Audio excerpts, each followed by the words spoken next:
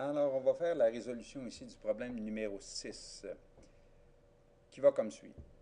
À partir de la formule de l'énergie cinétique, donc EC est égal à mv carré sur 2, montrer qu'une particule, il ne faudrait pas avoir de S, de H2, aura une vitesse 4 fois plus grande qu'une particule de O2, à une même température, et c'est ça ici qui est très très important, la température est la même là, dans les deux cas.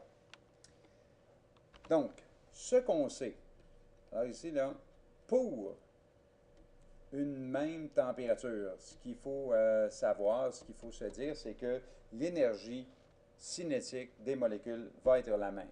Autrement dit, je pourrais dire, moi, que l'énergie cinétique pour les molécules de O2 serait la même que l'énergie cinétique pour la molécule de H2.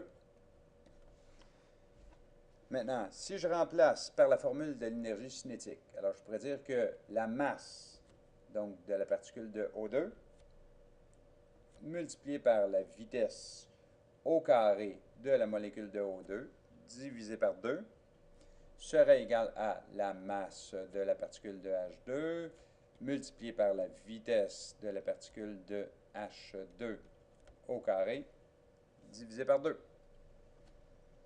Maintenant, les deux s'éliminent évidemment. Alors, on va avoir ici la masse de O2 fois la vitesse de O2 au carré, qui va être égale à la masse de H2 fois la vitesse de H2 au carré.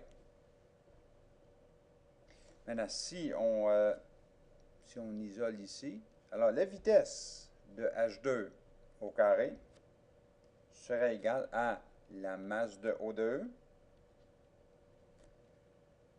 sur la masse de H2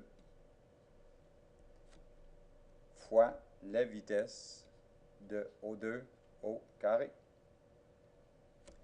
Et puis, je sais, moi, que ici, la masse de O2 sur la masse de H2, ça, c'est un rapport de 16. C'est un rapport de 16 parce que, dans le fond, la masse molaire du O2, c'est 32 grammes par mol. La masse molaire du H2, c'est 2 grammes par mol. Alors, évidemment, les molécules de O2 sont 16 fois plus lourdes que les molécules de H2. Alors, ce rapport-là, le rapport masse de O2 sur masse de H2, c'est égal à 16. Alors, on peut ici dire que la vitesse de H2 au carré, c'est égal à 16 fois la vitesse de O2 au carré.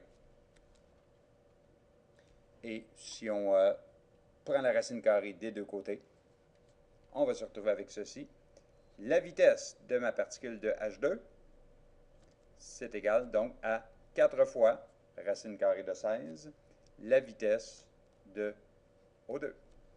Alors, c'est ce qu'on voulait démontrer ici, qu'une particule de H2 a une vitesse 4 fois plus grande à la même température qu'une particule de O2.